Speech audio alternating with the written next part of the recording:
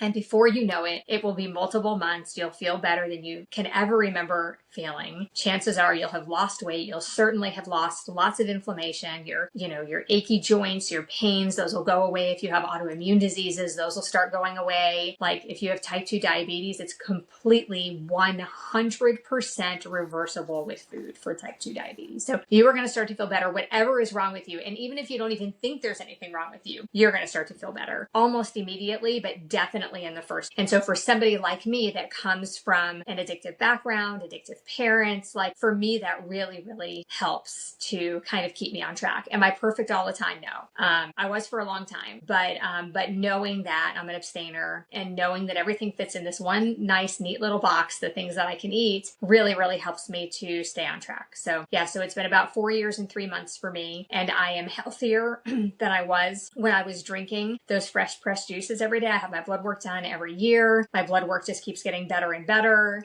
My vitamins and nutrients, even without supplementation, I don't have any deficiencies at all. My doctor is perplexed by it. He's a functional medicine doctor, so he's open to it. But the first couple of times I went in, I could see him like nodding as he was looking over my blood work. And he, like the second time I went in, he said, "Well, there's nothing I can do for you. I'll see you next year." It was like but 2 years before that, when I was juicing all the time and eating lots of salads and lean meats like we're supposed to eat, my blood work was all over the place. I was deficient in many vitamins and nutrients, and I thought I was doing everything right with the juicing. I mean, when I got my blood work back that time, I was very upset about it because I felt like I was doing everything and it wasn't working for me. I was still addicted to foods. I was deficient in many vitamins and nutrients. And so Carnivore is the only thing that has helped me. At 52 years old, I can say that this is probably the best I have ever felt physically and mentally.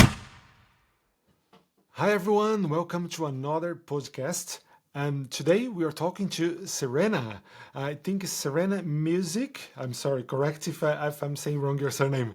Nope, But that's right. yeah, I'm very happy to have you in the podcast today. I have been following your content for a long time. I like your Instagram and I like your YouTube channel because you have a great content for the carnivore community and you have been doing this for a long time. So yeah, welcome and thank you for your time. Thank you so much for having me. I'm really excited about this conversation. Fantastic. So, can you tell us a little bit about your journey in the Yeah.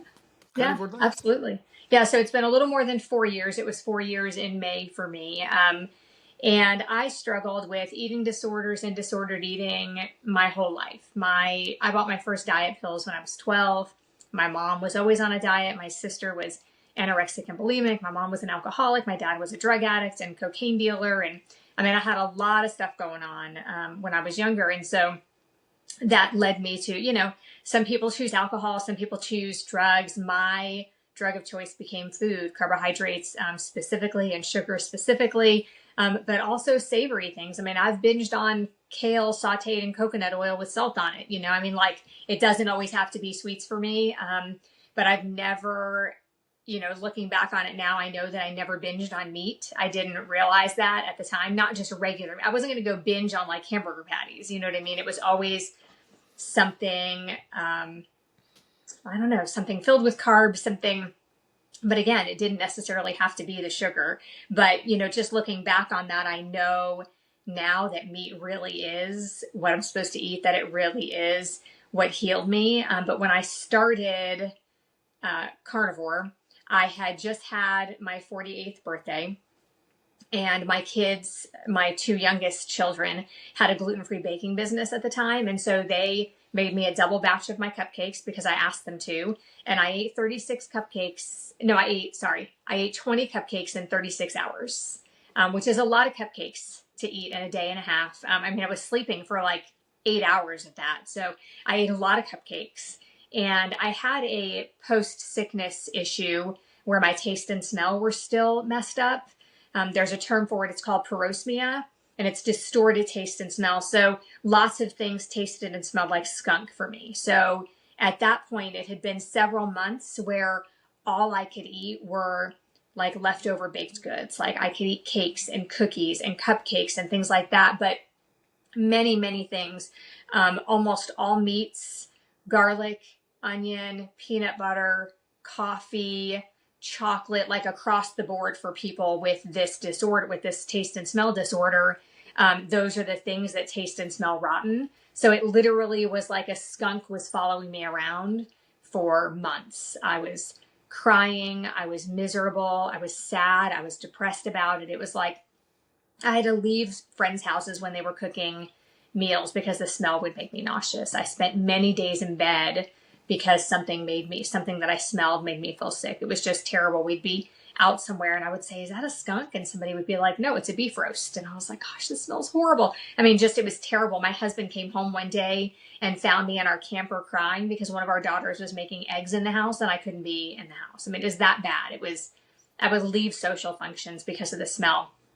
We always made chili at our kids' basketball and volleyball games, to sell at concessions. And the smell was so bad that I had to get a little silicone ring. It kind of looked like a nose ring that I could put right here on the tip of my nose. And I would put essential oils on it. So I would smell that instead of whatever the horrible smell, whatever was bothering me. So it was bad. It affected me on a daily basis. It was life altering, really. And so when I found that I could eat all of these sweet foods, that's what I was eating. So I was gaining weight and then eating all of those sugary, flour-filled products, whether they are, more natural and homemade or not, can cause lots of emotional issues. And a lot of people out there that are listening to this will think that sounds insane, but the food you're eating directly impacts your mental health. And so I was eating all of these sugary filled cakes and cupcakes and things. It was the only thing that tasted good to me. And so I was obviously overeating those. Made me miserable. And so after that weekend where I ate all those cupcakes, my husband and I woke up on that Monday morning and went running. And I came home and I said, I got to do something. I got to give up the carbohydrates. I already couldn't eat fruits and vegetables because they tasted and smelled rotten. All of them tasted and smelled rotten. And so literally the only thing for me was the sugar. But I knew that I could eat a hamburger fresh off the grill and a New York strip steak fresh off the grill because I had experimented. I mean, every day was an experiment for me. I would be like, what can I eat today? I couldn't drink coffee. There were so many things I couldn't eat and drink. And so two of the things that I knew for sure that I could eat were those two things, but I couldn't refrigerate them and reheat them either. Some sort of chemical reaction made them taste and smell rotten after I reheated them. It was really weird. And so I said, I'm just going to eat those two things because I was sick of experimenting. I would wake up in the morning with high hopes and think, today's the day. Today's the day I'm going to be able to eat, normal foods. I'm going to be able to have a salad today or whatever I was eating at the time. I was going to be able to make fresh pressed juice that day. I thought, today's the day. And I would be real positive. And then I would try it and I would be and I would just cry again because it was that was what I was doing every day was I was trying all these new things thinking today I can do this. And so the two things that I knew, and I said, I'm just going to eat those for a little while because at least I won't be sad and disappointed every day that I tried something new and then couldn't eat it. And so that's what I did. And by the end of that first day, I started to get nervous. What happens if I just eat these two foods? What's going to happen to me? How sick am I going to make myself? How malnourished am I about to be by just eating some hamburgers and some New York strip. So it was a real concern for me because at that point, before I had that taste and smell issue, I was like a juicing fanatic. I was always juicing. I would drink a gallon of fresh homemade, cold pressed juice every day. I was eating salads. I would say 75% of what I ate was fruits and vegetables. And then the rest of it was lean meat, tuna fish and chicken breast. I probably hadn't had a really fatty burger or steak in years. So I was low fat, eating healthy, everybody else thought I've always been the crunchy mom in any group of friends that I've been in. I was always the one that was trying to be healthy. I made my own granola, made my own bread, my kids ate green beans out of a can as a snack when they were babies, we didn't do baby food. My kids never had a store-bought birthday cake. I mean, I was always super healthy. And so I was going from that basically into this just meat thing. And I thought I was going to die. So I started doing research online and I found people who I'm sure you have found now. I found Kelly Hogan and Sean Baker on the Joe Rogan podcast, which is how 75% of people start carnivores because they've seen that. I found Michaela Peterson. I found all of these people that were doing this. And I was like, wait a minute, this is a thing? I had no idea. So I submerged myself into podcasts and YouTube videos for weeks while I was doing this. And it was about 6 months in to doing it where I heard Katie Kelly, she's a little bit of fit on Instagram. I heard her talk about the difference between an abstainer and a moderator. And I was like, what? Wait a minute. No wonder. I mean, I've never eaten one Oreo. I've never eaten one cupcake. I've literally never had just one potato chip. So I'm an abstainer. It was like that classification, knowing that information changed me. And it was that day that I realized it had been 6 months and I was better. Mentally, I was better. I wasn't binging on foods anymore. I wasn't craving sweets. I didn't have an eating disorder anymore. I didn't have disordered eating. So it was 6 months in before that dawned on me. And I was like, oh my goodness, this is like a lifesaver. I just had never heard anybody explain it like that before.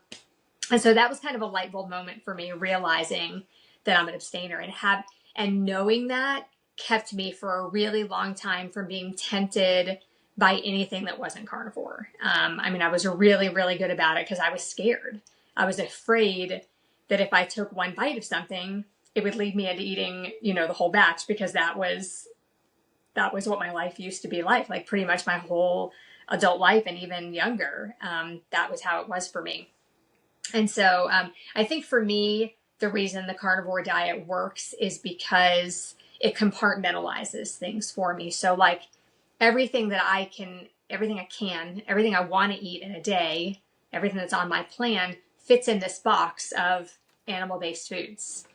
And so for me, that makes a huge difference. Like those other things aren't things I eat anymore. Everything I eat fits in this box. So it's compartmentalized. I eat animal products. And so for somebody like me that comes from an addictive background, addictive parents, like for me, that really, really helps to kind of keep me on track. Am I perfect all the time? No. I was for a long time, but knowing that I'm an abstainer and knowing that everything fits in this one nice, neat little box, the things that I can eat, really, really helps me to stay on track. So yeah, so it's been about 4 years and 3 months for me, and I am healthier than I was when I was drinking those fresh pressed juices every day. I have my blood work done every year. My blood work just keeps getting better and better. My vitamins and nutrients, even without supplementation, I don't have any deficiencies at all. My doctor is perplexed by it. He's a functional medicine doctor, so he's open to it. But the first couple of times I went in, I could see him like nodding as he was looking over my blood work. And he, like the second time I went in, he said, well, there's nothing I can do for you. I'll see you next year. It was like but 2 years before that, when I was juicing all the time and eating lots of salads and lean meats like we're supposed to eat, my blood work was all over the place. I was deficient in many vitamins and nutrients, and I thought I was doing everything right with the juicing. I mean, when I got my blood work back that time, I was very upset about it because I felt like I was doing everything and it wasn't working for me. I was still addicted to foods. I was deficient in many vitamins and nutrients. And so carnivore is the only thing that has helped me. At 52 years old, I can say that this is probably the best I have ever felt physically and mentally, even than when I was younger. I just have never had the kind of the peace that I have most of the time now. Wow. That was amazing. Thanks for sharing it with us. Really, I believe that a lot of us we come from a similar place, with the carbs and the sugar and the food addiction. But I liked that you said about the story about your parents, because I have a similar issue as well. My mom was more okay. I think she would be more addictive to carbs and sweets, more carbs, like more savory food, but also sweet. But my dad had a problem with alcohol, so he was an alcoholic as well, and I'm sure he also had issues with some drugs that we didn't know because I was very young and everything. Yeah. But he used to be a good man, like nothing bad about that. But I know that he had this big issue in his whole life, and I remember seeing that since I was a baby. Like my memories are very blurred, like before 5 years old, but I remember some things, and I don't know. I'm not saying that it's his fault, but maybe because I was the first kid as well. My mom tried to just make me happy, and everything that I wanted, she would give to me, or because I can see my brother that is 2 years younger, and he didn't have this food addiction, as I had. And maybe Right. because when it's the second child, maybe the mom already knows, how to deal with Right. some things, like Yeah. some behaviors. But I had a huge problem with food addiction since I was like 5 years old, like because I remember like going very bad for any events that I would have at home, like family parts, birthdays, and or Christmas, or any party that we would have as a family or friends. I would eat like more than I should, and I would feel bad. Like I would, like in the middle of the party, I would have to go to the toilet to vomit because I was eating everything that I not that I should. Yeah. And this behavior got me, like I was an obese kid until I was 13.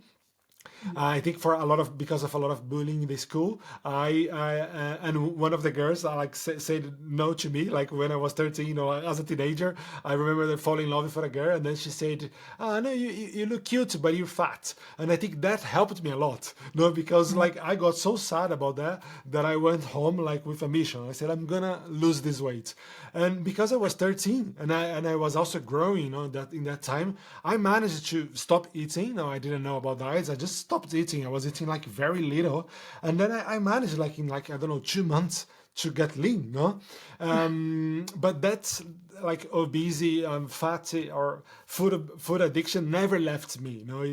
I was living with this until 5 months ago when I found Carnivore, because I managed to lose the weight back in the time, but these weights followed me my whole life. I was in the battle my whole life. I was like, I was on a diet, and then I would be back to the carbs again, and then I would Yeah. put the weights again, and then diet again, and I would get skinny, and then I lived like this forever to the point that you start to accepting that it's okay. That's what it is. Life it is. We have to accept ourselves for what we are. And I Yeah. tried like Sure. all types of diets, and no, like none of them never made me happy. I was always starving or counting calories, or like I always hated them. No, and then like I found Carnivore because I was like, I think in my last trial, I said I can't anymore because after 30, the diets were not working anymore. Like that they used to work in my 20s or Yeah. my, and then just Carnivore just saved my life, and that's why Mhm. that's the reason I'm doing this, and I'm all going against all the work that I have been doing. Like because food was my love. I thought, well, we have to do what we love, so I started to work with food. So I started to do marketing for the food industry, and then things got worse. No, but yeah, here we are today, 5 months on. Amazing. and Amazing. and and I like to say that it's like it's impossible to don't see this anymore, no, to turn your back and just like it's not like the normal diets that I used to do in the past that I would do like for a month or for 2 months or for 3 months, and then I would like just stop there forever. Like this is like it's like heaven because Yeah. this is amazing. Like it gives us satiety, it gives us like power to resist to like sugar or carbs. Hmm. It make us healthier, it make us feel better, more like we feel like nourishment, and Hmm. it's just like no words to explain this. Like it Yeah. changes our bodies like physically, emotionally, Yeah. like spiritually, right? Yeah. Yeah, absolutely. I mean, and there are studies, about it, about, even mental illnesses and diet and things like that. And those just get buried because you got to follow the money. And those kinds of studies, they don't want those out there because then some people will quit buying, all of the processed foods. But there is definite real evidence of the way we eat affecting our not only our health but our mental state. And for me, absolutely, I can say that um, mentally, emotionally, for sure, I'm a different person than I was when I was eating that way. And it wasn't just because of my eating disorder and disordered eating, it was also because of the way the food was affecting my brain, the way those carbohydrates and the sugar and all of the preservatives and the food dyes and all of those things, they affect us so greatly. And, the medical industry just doesn't hardly talk about those things. Yes, correct. Yeah, I know it very well, especially because like my wife is a doctor, and Mhm. so a lot of my friends here, because of her, are also doctors, and they do not understand. I think my wife now, after 5 months, she is understanding much better, and she's almost following me. She's almost a carnivore as well. She's still having some salads and some fruits, but she Mhm. eats most, I would say, 85% meat, almost. That's, But yeah, I mean, that can make a huge difference. Even just that yeah. can make a huge difference. So if people could just substitute part of what they're eating with the meat and then kind of skip the processed foods, it's going to make a world of difference. Yes, totally. But it took her at least 5 months. No, so she started to see the results on me. Like I lost a lot of weight. Like Hmm. I put like good weight. Like I lost all my bloated belly that I had Yeah. like my whole life. Yeah. I stopped many things. Like I had like dandruff that I used to have like anti-dandruff shampoos, and they most of the times they wouldn't even work Yeah. for me, but now it just disappeared. Like allergies in my skin. Like I used Hmm. to have like very a lot of, I don't know, it was like an eczema in my hands, and now it's like almost gone. Yeah. So in only 5 months. So this she saw this happening, so she Yeah. couldn't deny it, no. Right. And then like she always liked meat anyway, but she was Hmm. just obsessed about eating only animal products. That was Yeah. her problem. But now I think more and more she's getting on it as well. But it's still like most of friends and especially our doctors friends, they think I'm Yeah. crazy. They think it's crazy. Yeah, I'm sure they Yeah. do. And you have to, I think for a lot of people, and especially I think people in the medical industry, I think seeing other people heal from it doesn't really work. I think they have to heal themselves. They have to try it themselves. But because it's so ingrained in them, they really, I feel like many of them really still don't believe that your nutrition plays a big part. So even if they see it in themselves, sometimes they still don't really believe it and won't recommend it to people. It's really interesting. Yes, I agree. Well, that's why we're here now, talking about this, because if like the system doesn't want to talk about this, so then we have to do our parts here, because I think it's just natural. No, once you get healed by this kind of lifestyle, Right. it's almost impossible to not talk about it. No, it's like Yeah. something just so much powerful and so beautiful and so amazing happens to us that we want to just talk to everyone about that, because Yeah. we see the problem everywhere, and we see the problem getting worse and worse and worse every year. So we just Yeah. want to talk about this. Like I can see this happening to me, because I worked so hard for 10 years to make, like, to get a good position in the food industry as a Yeah. marketing, no, Yeah. agency that I have at the moment in London. And now, like, after 10 years working so hard for achieve what I got today, and now like just have to throw it away and say like, I can't support this anymore now, because this makes no sense for me anymore. I cannot promote your processed food, your sugar, or your restaurant that sells alcohol and Yes. pizzas, and that's just crazy, because like how I'm gonna survive in London, like that. Yeah. So it's just like scary at the beginning. Like it was really Yeah. scary. I think it's still a little bit, but in only 5 months, I don't know if it was like more mental clarity or more spirituality clarity, but things are happening. Like I started doing content about it, and I started Yeah. doing especially for Brazilian people, because my background is Brazilian. Yeah. I'm Brazilian, so I saw that in Brazil there was just a few people talking about this. No, I started everything in English because there was a lot of content, like all the people that you just mentioned Yes. before. I started with them watching all the podcasts, and then I got crazy about it. And after a month on it, I said, okay, let's see what is happening in Brazil. And I saw that it was just a few people talking about this. So I saw us also Amazing. as a great opportunity to talk about it, and also to Yes. help the people there, because it's a huge country, and we Yeah. also have good meat there. Yes. And then this podcast just started to go. I started to invite a lot of doctors and nutritionists, and the podcast started to grow so much. So now Amazing. I managed to launch my first mentoring about meat.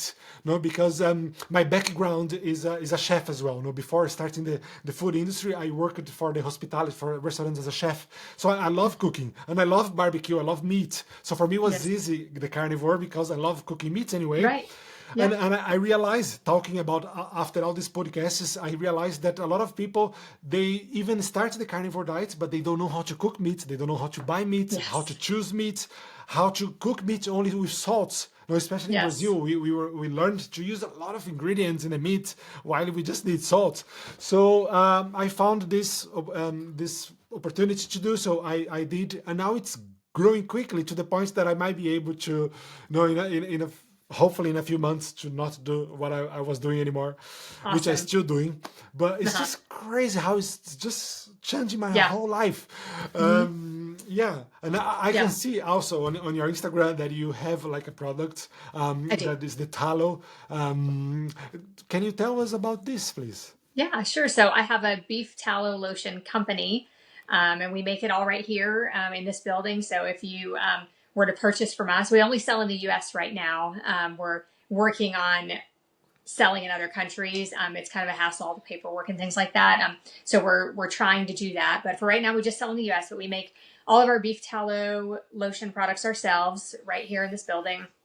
It's just me and my family, and then one other person, a friend of the family, comes and helps us a couple days a week getting it all done. It's a lot of work, but it's super fun to come up with the products. We use almost exclusively animal products. So we use beef tallow, emu oil, wild camel hump fat. We put goose fat in our lip balm because it's particularly good at preventing and healing cold sores. So if you had a cold sore on your lip, our lip balm is good for that and also preventing it.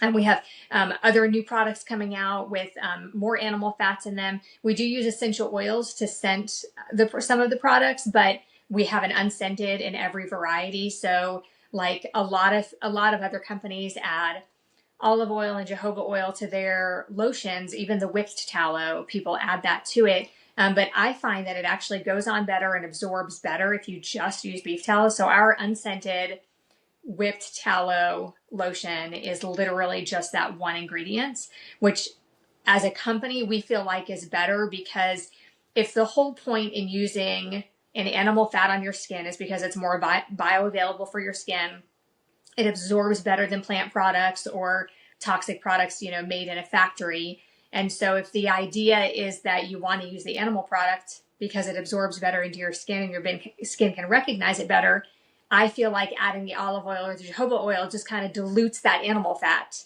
And that's not what we want. So that's why we use emu oil in some of our products if we want to change the texture, the consistency. Like we have a pump jar lotion, for instance.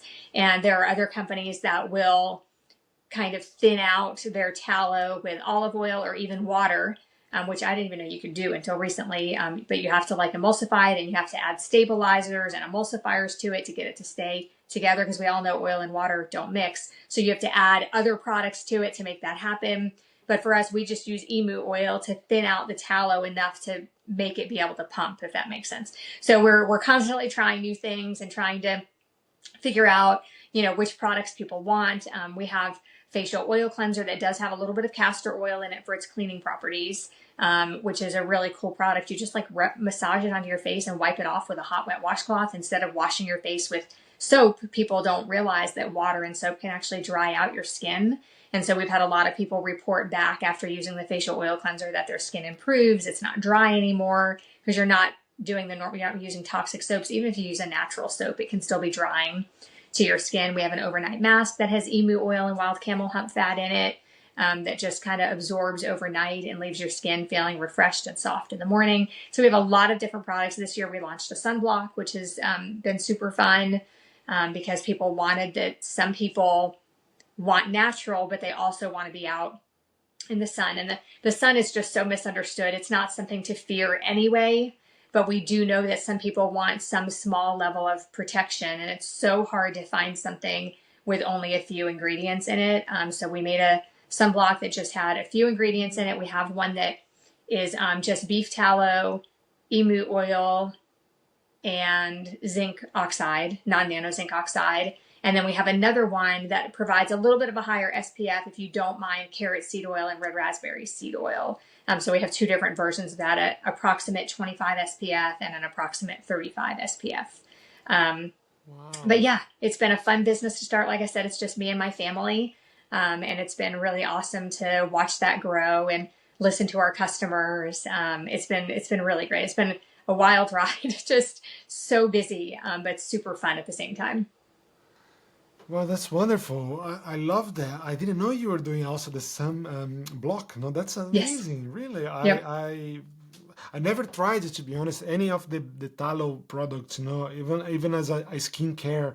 So I'm curious about it. Yeah. I'm using just coconut oil at the moment, but I want to upgrade it to the tallow. I agree. It's just my way to like when I need like like I was on holidays now in Greece and I just got so much sun that I had to hydrate my skin somehow and I didn't have the tallow, so Yes. I was using the coconut oil just to avoid Yes. the chemical ones. But I do not use sun protection. I try to be careful with the amount of hours, but I love Mhm. getting sun, like especially now in the carnivore. Like I know how good the sun is for us, so I do not put use sun protection, but I have to moisturize it somehow. So how Yeah. does the tallow moisturize works? Like, does it smells like tallow? Like, No, not really. I mean, the unscented definitely has a little bit of a scent, but very few people find it to be off-putting. But if that bothers you or you were worried about it, you would just get one of the ones that has just a little bit of essential oils in it, like our blue lavender. We call it a blue lavender anti-aging face cream.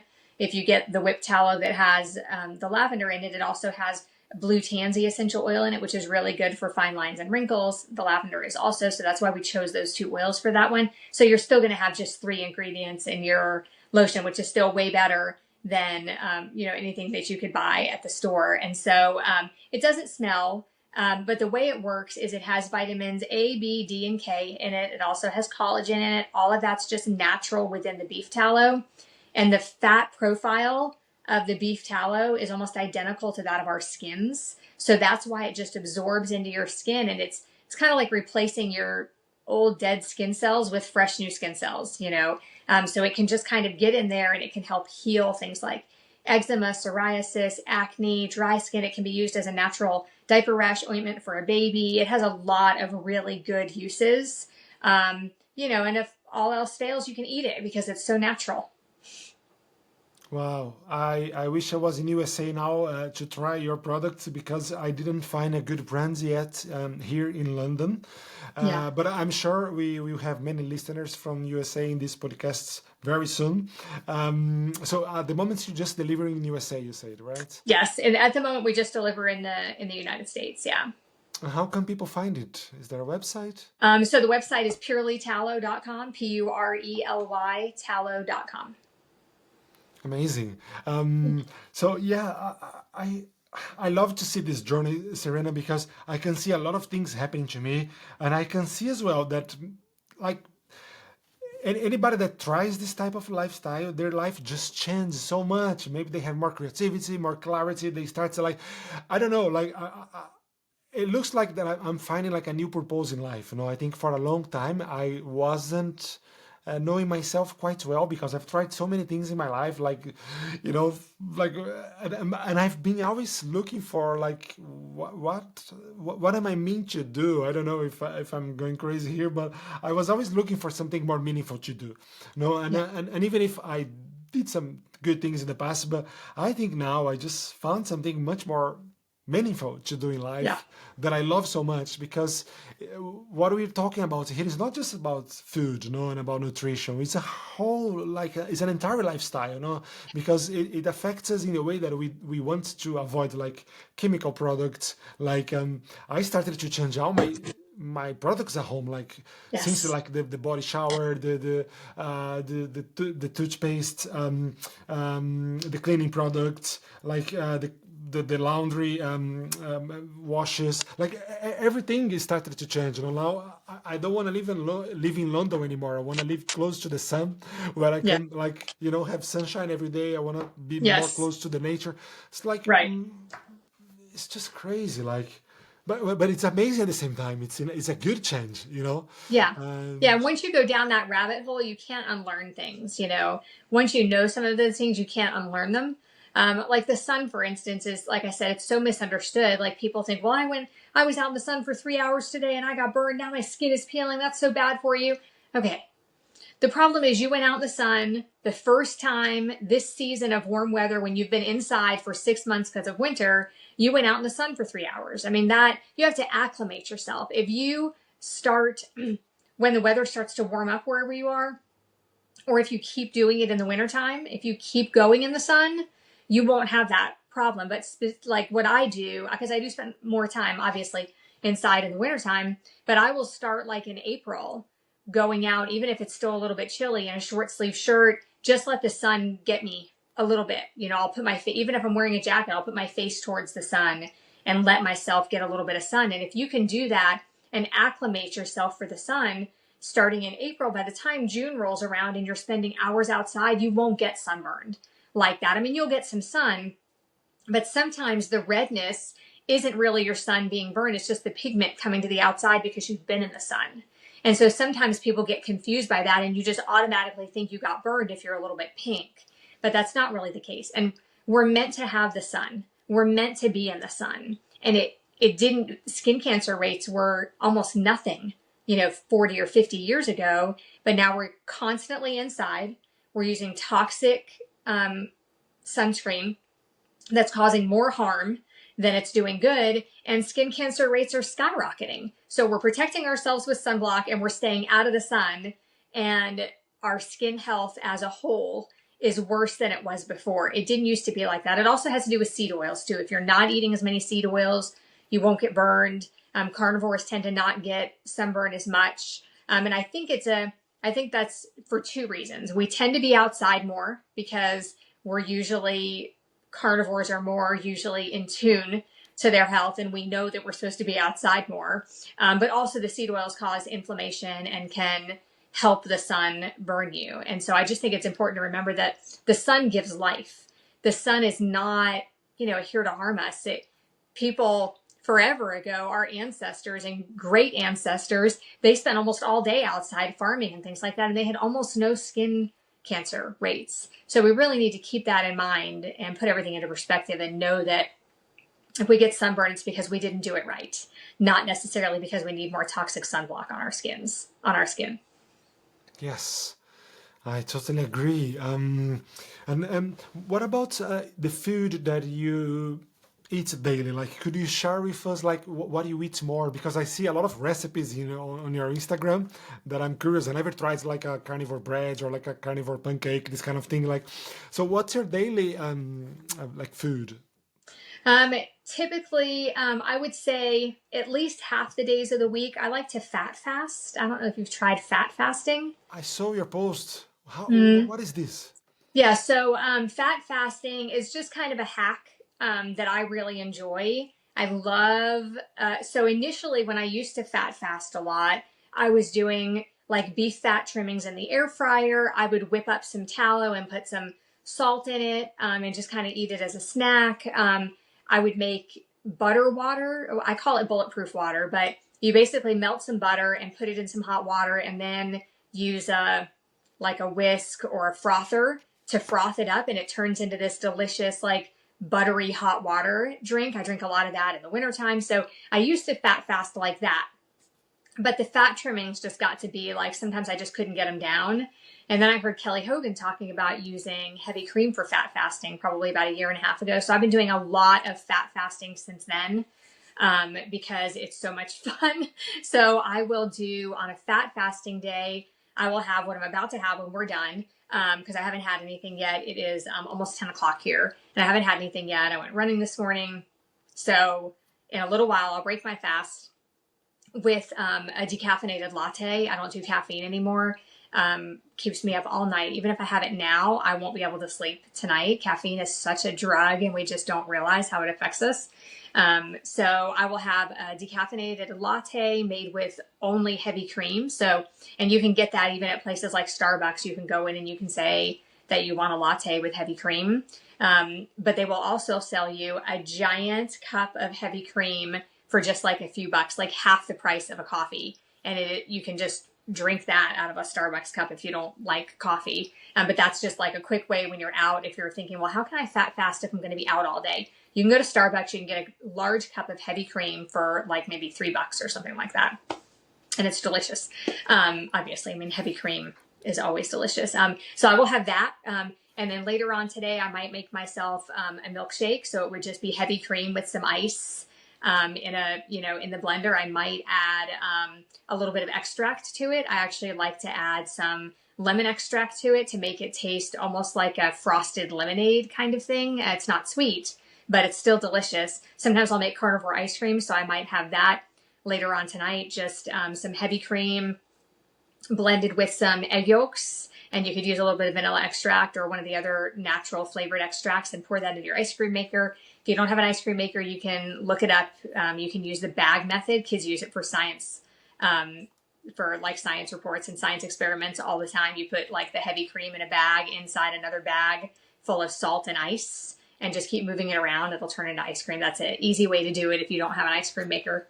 But so today, that's probably what I'll do is just, and I'll end up using like a quart of heavy cream today. Probably I'll also make eggnog some of those fat fasting days, which is the same as the ice cream, basically a couple of egg yolks and some cream blended up with some vanilla extract, and it tastes just like an eggnog.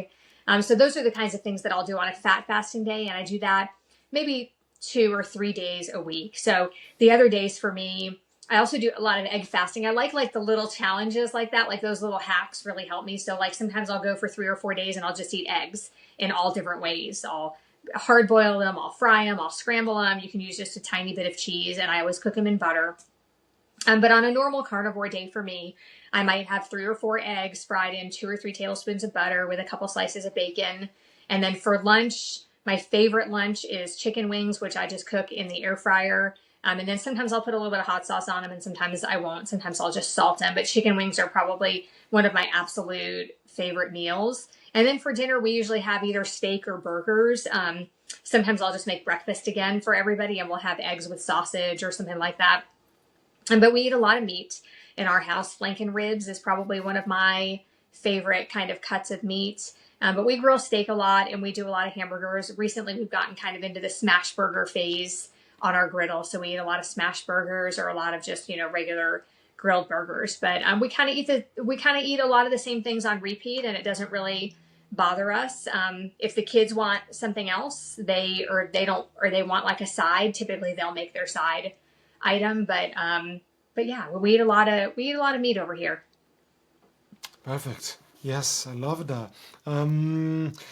What would you be like your tips for someone that would like to start the carnivore diet, but they don't know, they're afraid about it, or they don't know how to even begin? Yeah. So I think, all the things that I just mentioned in like what I would eat in a day might sound boring to people. So get yourself a good carnivore cookbook. My friend Courtney Luna has a cookbook called Carnivore in the Kitchen. That's amazing. It's got bread recipes and pizza recipes and all kinds of stuff that are 100% carnivore. So I wanted to mention Courtney Luna. And her cookbook is called Carnivore in the Kitchen. It's amazing. There are other carnivore cookbooks out there too. Hers I feel like is one of the best though. It's got just amazing recipes in it. It also helps that she's one of my best friends, but I always recommend her cookbook because there are so many good things in it. So I meant to say that when you asked me about like what I would eat in a day, because we do things like carnivore pizza. She's got a great crust in her cookbook, but sometimes I'll just use sausage, like ground breakfast sausage, and I'll flatten it up and turn it into a pizza crust and cook that. And then I drain the fat off and then cover it with whatever toppings. So I'll use like ricotta cheese instead of sauce, mozzarella cheese, and then I'll put bacon bits and pepperoni on top. It's delicious. My whole family likes that. So there are lots of recipes. I realize that my day of eating might sound a little bit boring to somebody just getting started, but that's kind of how I stay on track. When I make the carnivore pizza, I tend to eat too much of it, especially if I use a bread-like crust on it, because I do still have, some issues. I probably always will. One of the other things that I also think that people should make is like figure out how to make some comfort foods. So like I make chicken tenders breaded with crushed up pork rinds, dipped in eggs, to keep it on, and it tastes just like a normal chicken tender. They are so good. So I think find yourself some comfort foods, find yourself some good recipes. I think that would be one of the big things for me as far as what, like giving people tips as far as what to do. It doesn't have to just be eggs and bacon and burgers or steaks. Like there are definitely lots of good recipes out there that will keep you on track. And I think especially in the beginning, it can be so important to be able to have, pizza and soup and things that make you feel like you're eating normal foods as you're adjusting, and find yourself a couple of really good staple recipes to take to people's houses for the holidays. Like I make a meat and cheese casserole that I take to every family gathering that we're going to. It's meat and cheese, and it's baked and like it's gooey when you bite into it. It has sausage and ground beef and chicken in it and some cheeses. Really, really good. Everybody likes it. And then at the family gathering, I just eat that. So I think that's important too, is to find yourself a few things that other people will like, but that's acceptable for you on your plan, and just tell yourself that's what you're going to eat. The biggest tip, though, I think would be that don't go into carnivore saying to yourself, I can't believe I'm never going to have fill in the blank again. I can't believe I'm never going to be able to eat that again. You can't go into it looking at it like that, because the beginning is so hard anyway for a lot of people. If you go into it talking like that and telling yourself that, you're just going to make it harder. You have to do, especially if you're kind of a food addict, you have to go into it looking at it like, I'm going to get through breakfast today. That's my goal, is to get through breakfast, and make yourself something you love. Eggs with cheese or an omelet, some bacon and sausage. Make yourself a breakfast sandwich with 2 pieces of sausage with egg and cheese, in the middle. If you're on the fly, you're in a hurry, stop at a fast food restaurant, get the sausage, egg, and cheese biscuit without the biscuit, extra sausage, like whatever you have to do to just eat animal products for breakfast. And if that's what you have to do, because that feels like eating out, then by golly, do that, and then say to yourself, okay, I made it through breakfast. Yay me. And then get through lunch. Whatever you have to do to get through lunch, whatever you have to eat, however you have to make lunch a carnivore meal, get through it. There are times where you're going to be chomping at the bit. There are times where you're going to be like white knuckling it, biting your nails because you want the sugar, because it's addictive. So there will be times where it's super hard. So get through lunch. If you need to have snacks, get some clean beef jerky that doesn't have sugar in it. Like do whatever. If you have to eat all day long in the beginning, do that. But get through your meals. At the end of the first day, when you've made it through dinner, at bedtime, you'll be able to say, look at that. I made it through a whole day. And then the next day you start over again. It's kind of like, with Alcoholics Anonymous. They say, one day at a time. I like to say one meal at a time for carnivores, especially if you have that addiction, because it can be so hard to move past it. And so I think at the end of a week, you'll look back and you'll say, oh my goodness, look at that. I just made it through a whole week. And then you got to start with day 8. And it doesn't fit in because it's outside of the week and it feels weird. It feels like starting over because it's day 8. But at the end of 2 weeks, you'll be able to say, I made it through 2 weeks. So I think you have to do it one meal at a time and then one day at a time. And before you know it, it will be multiple months. You'll feel better than you can ever remember feeling. Chances are you'll have lost weight. You'll certainly have lost lots of inflammation. Your achy joints, your pains, those will go away. If you have autoimmune diseases, those will start going away. Like if you have type 2 diabetes, it's completely 100% reversible with food for type 2 diabetes. So you are going to start to feel better, whatever is wrong with you. And even if you don't even think there's anything wrong with you, you're going to start to feel better almost immediately, but definitely in the first week. Now, there will be some tired phases because you're withdrawing from carbs, your body's learning to burn fat. So there will be some hiccups, along the way, typically for most people. But I think do it one day at a time and just know that this is better for your health than anything else, than any other diet that you have ever done. And most of the people out there doubting us have done juice fasts, they've done cleanses, they eat donuts, they eat Pop-Tarts, they drink the Shamrock Shake from McDonald's, but they're afraid of the carnivore diets. And I think they got to buckle up and they got to try it so that they can see what you and I are talking about and they can feel like we do.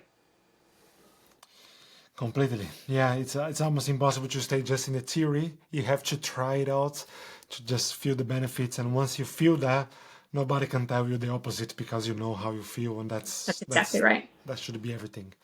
Yeah. And people will say, oh, I could do the carnivore diet. I just don't want to. Okay, well, do it. Do it then. like people want to prove like, oh, well, I can do it. And when they get to like, a week or they get a few days in, they say, oh, I just didn't want to do it anymore. But really, it's that the carbohydrates were calling their name. The addiction was calling their name, and they didn't give it a chance because up here it was too hard. And you just got to give it a chance. Yeah, because it takes some time, like we have been Yes. like, eating completely wrong for, 20, 30, 40, 50 years. And now we want to just fix everything in 1 month. That's not Yes. never gonna happen. Like Right. I'm 5 months now and I know that I'm just at the baby steps. Like I know that it's gonna be a long journey, and I'm ready for that. I'm excited because if I can already see like so many good things happening in the first 2 months, imagine what I can see in 1 year, in 2 years, in 3 years, in 10 years. So, yeah, Yeah. just I right. agree. I know. I agree. So Serena, just before we finish, I want to ask you, like, so how does your work? How are you working now? Is it more like in your tallow business, or do you have another work as well? What are you Hmm. doing at the moment? Well, I have been a stay-at-home homeschooling mom for well, my oldest daughter is almost 25. So I haven't had like a job in a long time outside of the home, and so I spend most of my time these days either doing tallow or doing carnivore stuff. And I love it. Like my life has changed a lot in the last 4.5 years, and I wouldn't trade it for. I used to be a radio disc jockey, so this is kind of right up my alley. Talking to people and doing interviews and things like that. I just love it. And so, I'm hoping that you and I, we're changing the world. All of us that are speaking out about it, we're changing the world. And so I hope that we can help some people every time we do an interview and every time somebody else sees it. I think that's a win. Yes, well, that's how it saved me because I found someone Yeah. doing the podcast. Thanks God, I found him. Yep, that's right. But yeah, all right, Serena. Then thank you very much Thank you. for your time and your knowledge. Absolutely. I'm sure this will Absolutely. help a lot of people. So I will. So how can people find you? So I'm on Instagram as serena.carnivore. I'm pretty much everywhere else as serena.carnivore too, TikTok, and everything. Like I just kind of post the same thing. So if you follow me on Instagram, you're going to see kind of the same thing. But I do a lot of long form videos on YouTube. So that's where you'll find things like interviews like this. We're gonna try to schedule and have you on one day. So I do lots of interviews like this there. Post lots of recipes, sometimes longer recipe videos and things like that. My YouTube channel is Carnivore Revolution. So you can find all kinds of things there. And then the tallow is purelytallow.com and Purely Tallow Skincare on Instagram. And we post lots of educational things there. We post when we're having sales and things like that. Perfect. All right. I will leave all the details to find Serena in the description of this video. So, Thank Serena, you. thank you again for your time. And yeah, God bless you. And I wish you Absolutely. all the best in your God journey. bless you. Thank you so much. Thank you.